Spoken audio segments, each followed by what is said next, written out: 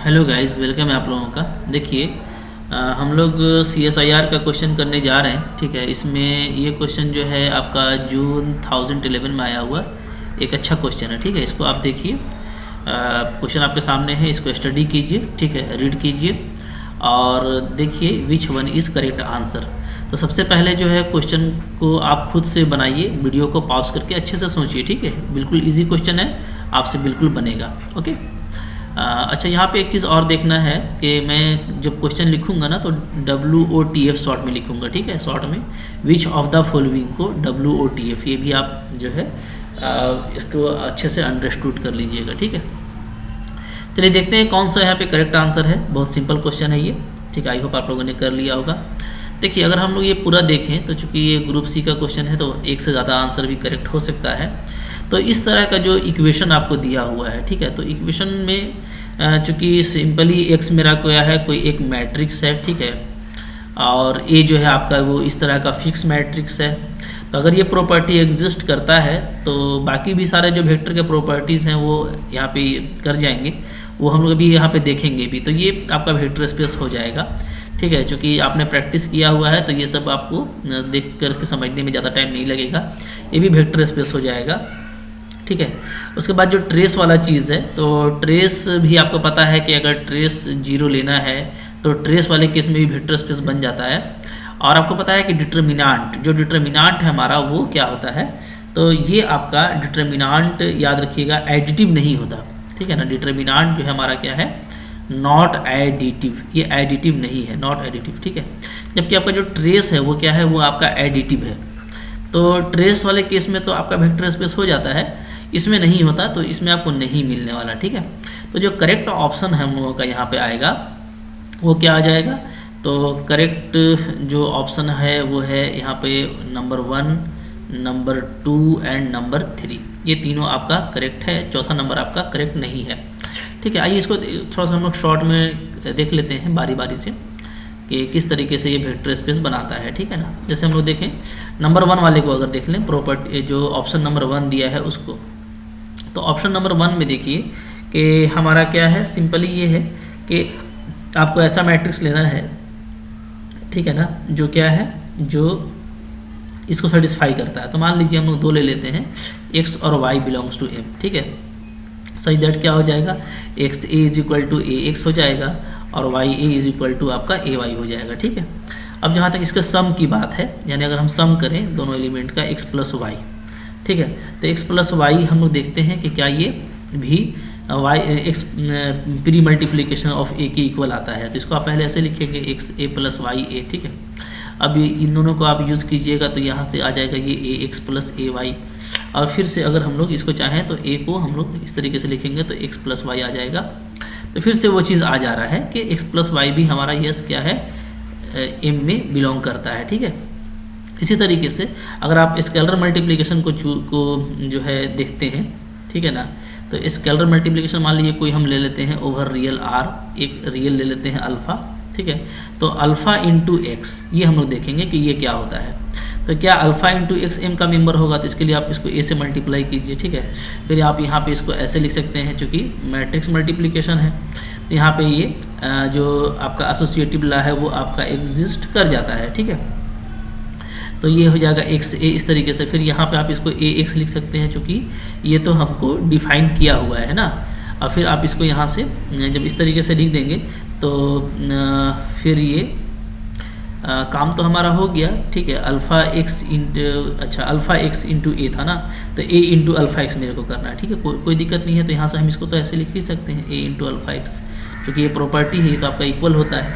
इस तरीके से हम ये देख रहे हैं कि जो अल्फ़ा एक्स है वो भी मेरा एम का मेंबर हो जा रहा है। ठीक है, तो जो भी सेट ऑफ कलेक्शन आपको दिया हुआ है, तो सेट ऑफ कलेक्शन, ठीक है, अगर हम लोग उसको W मान लें, ठीक है ना, तो इस तरीके से ये देखिए यहाँ पे एग्जिस्ट आपका कर जा रहा है।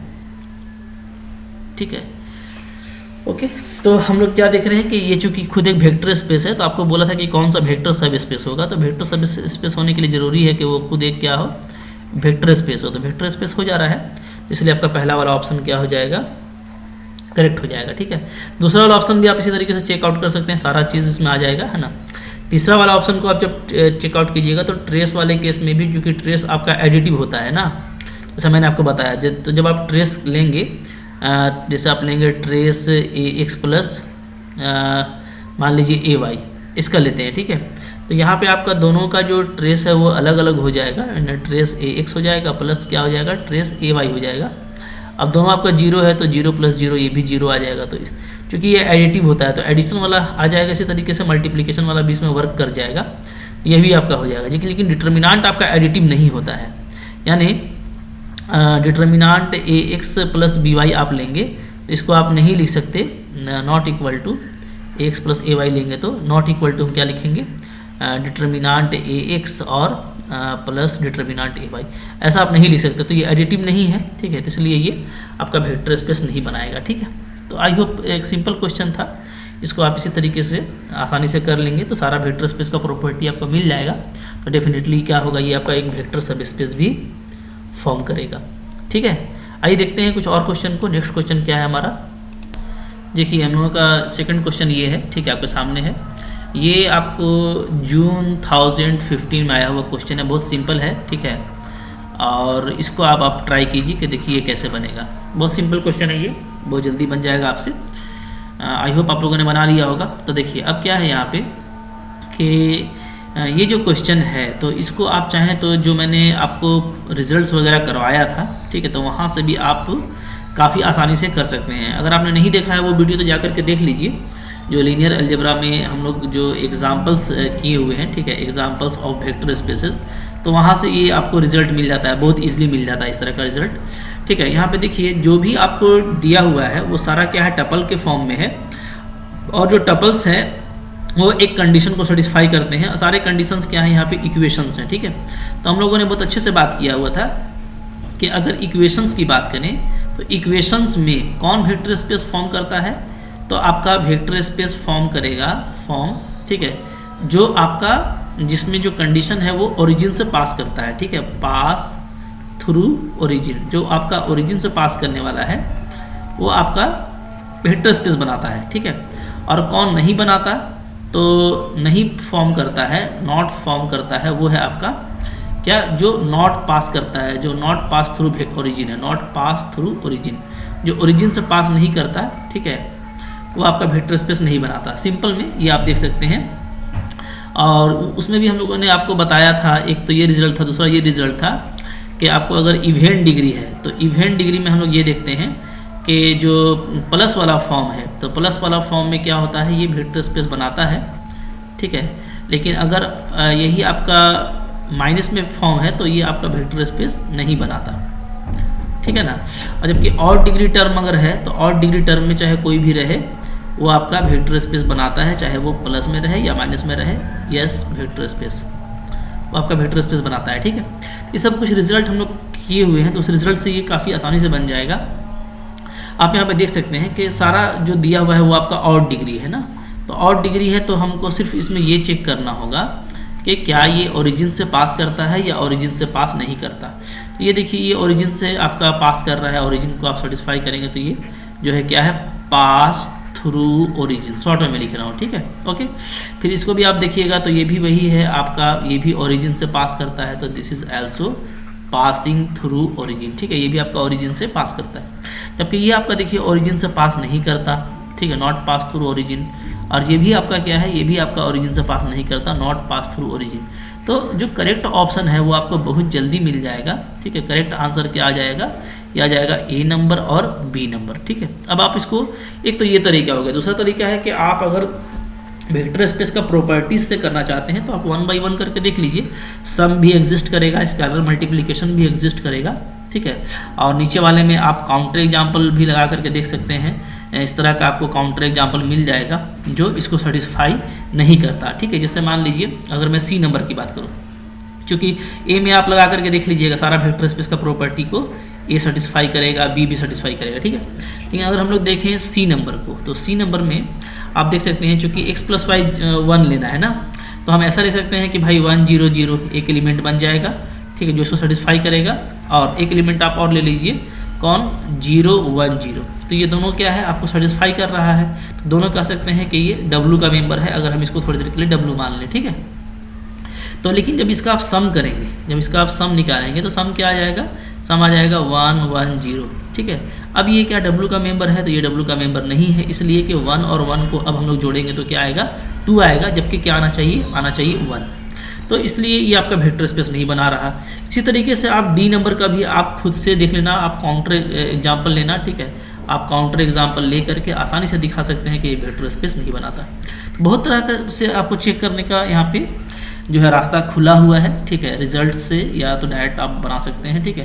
तो बहुत सिंपल जो है आपको कम टाइम में इस तरह का क्वेश्चन एग्जाम में बन जाएगा, ठीक है। आइए देखते हैं थर्ड क्वेश्चन। देखिए हम लोग के सामने थर्ड क्वेश्चन है, ठीक है।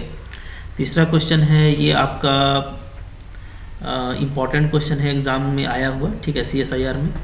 तो आइए हम लोग देखते हैं कि इस क्वेश्चन को हम लोग कैसे डील करने वाले हैं, ठीक है। क्वेश्चन आपके सामने है, इसको अच्छे से स्टडी कीजिए, रीड कीजिए और बताइए कि कौन सा ऑप्शन आपका करेक्ट होगा, ठीक है। देखिए अगर 1 by 1 करके हम लोग देखें तो डेफिनेटली जो हमको दिया हुआ है वो क्या है, वो है Ax = b, ठीक है। तो Ax = b क्या है, ये है आपका नॉन होमोजीनियस इक्वेशन, ठीक है। तो जो नॉन होमोजीनियस इक्वेशन होता है आपको पता है कि उसमें जो set of all real equation है, ठीक है, वो क्या है, वो आपका वेक्टर स्पेस नहीं बनाएगा। क्यों? क्योंकि ये b है, अब b आपका नॉट 0 है, तो ये तो 0 है नहीं, तो इसलिए अगर हम ले भी लें सॉल्यूशन x1 और x2, ठीक है, तो आप देखेंगे आसानी से कि ax1 + x2 ये आप कीजिएगा तो आ जाएगा ax1 + ax2 और = b + b। तो ये तो आपका जाहिर सी बात है कि = b तो नहीं आ रहा है ना, तो इसलिए ये वेक्टर सम को भी फॉलो नहीं करेगा। और चूंकि देखिए वो जो हम लोग का एक प्रॉपर्टी है नॉट पासिंग थ्रू ओरिजिन, तो जो नॉन होमोजीनियस है वो क्या होता है, वो नॉट पास थ्रू ओरिजिन होता है, जो हम लोग कॉन्सेप्ट पढ़े थे, ठीक है, रिजल्ट में, ओके। तो यहाँ से भी ये वेक्टर स्पेस नहीं बनाता, तो पहला वाला ऑप्शन तो आपका बिल्कुल रॉन्ग है। दूसरा ये बोलता है कि 2 सॉल्यूशन अगर आपको मिलता है तो इस तरह का कॉम्बिनेशन भी एक सॉल्यूशन होगा। तो इसको आप जानते हैं, इसको क्या बोलते हैं, इसको हम लोग बोलते हैं कॉन्वेक्स कॉम्बिनेशन। और हम लोग को ये पता है कि नॉन होमोजीनियस इक्वेशन में क्या होता है, कॉन्वेक्स कॉम्बिनेशन आपका डेफिनेटली क्या होता है, वो भी एक सॉल्यूशन होता है for all lambda belongs to R। तो ये आपका करेक्ट ऑप्शन है, ठीक है। थर्ड वाले में भी सेम बात लिखा हुआ है, लेकिन अल्फा लेम्डा आपको बाउंड किया हुआ है, तो ऐसा लेम्डा का कोई बाउंडेशन नहीं है, तो ये और आपका करेक्ट ऑप्शन नहीं होगा। फोर्थ वाले ऑप्शन में आपको रैंक A = n दे दिया है, ठीक है, रैंक A = n है और जो नंबर ऑफ कॉलम है वो भी n है, तो ये = है क्या, नंबर ऑफ कॉलम। तो अगर ये नंबर ऑफ कॉलम के इक्वल है, इसका मतलब है कि जो नलिटी है, ठीक है, तो नलिटी हम लोगों को क्या मिलने वाला है, 0 मिलने वाला है। अगर नलिटी 0 मिल गया तो रैंक और नलिटी थ्योरम से हम लोगों को ये पता चलेगा कि चूंकि नलिटी 0 है तो इसमें कभी भी इनफाइनाइट सॉल्यूशन नहीं हो सकता, ठीक है, नेवर हैव इनफाइनाइट सॉल्यूशन, ठीक है, इनफाइनाइट सॉल्यूशन। अब जो रैंक का थ्योरम है उससे हम लोग को ये देखना पड़ेगा कि जो आगमेंटेड मैट्रिक्स है A आगमेंटेड B, ठीक है, ये जो मेरा मैट्रिक्स बनेगा, तो ये जो मैट्रिक्स है इसका रैंक या तो इक्वल आएगा या तो नॉट इक्वल आएगा, तो या तो नो सॉल्यूशन मिलेगा, ठीक है, या तो आपको यूनिक सॉल्यूशन मिलेगा। 2 ही ऑप्शन है, तो एटमोस्ट अगर आपको सॉल्यूशन मिलता है तो एक ही सॉल्यूशन मिलेगा, ये आपका करेक्ट ऑप्शन है, ठीक है। हम लोग रैंक वाले चैप्टर में भी देखे हुए हैं, ठीक है, मैट्रिक्स का जो मेरा प्लेलिस्ट है उसमें आप इसको देख सकते हैं अच्छे से, ठीक है। अच्छा, यहाँ पे एक बात मैं आपको बताना चाहता हूँ कि जब भी आप इस तरह का क्वेश्चन पढ़े ना, तो अभी जैसे आपने नॉन होमोजीनियस को डील किया है, तो आप थोड़ा सा इसको ऐसे करके देखें कि अगर होमोजीनियस होता तो क्या होता, ठीक है। अगर ये क्वेश्चन मान लीजिए सपोज कीजिए कि होमोजीनियस के प्लेटफॉर्म में होता तो क्या होता, तो देखिए अगर ये होमोजीनियस होता, जैसे मान लीजिए ये आप नोट करके कर लीजिएगा, ठीक है, अगर ये होमोजीनियस होता, होमोजीनियस, तो होमोजीनियस जो इक्वेशंस होता है वो क्या होता है, वो होता है आपका Ax = 0, इस तरह से ना, ठीक है, यानी B आपका 0 हो जाता।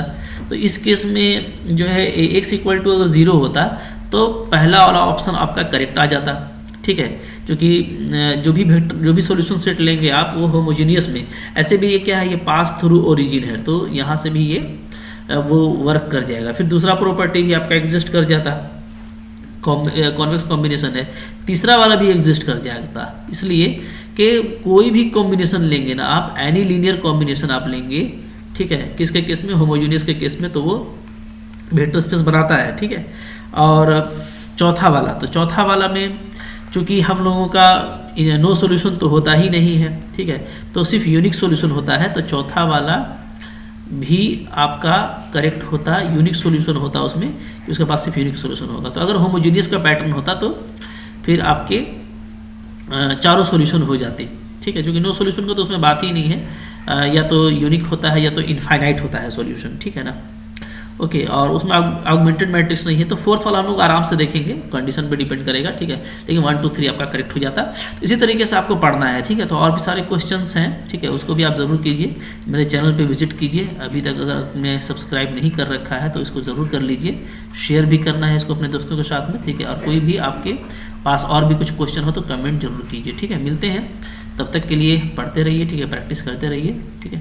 Thank you for watching.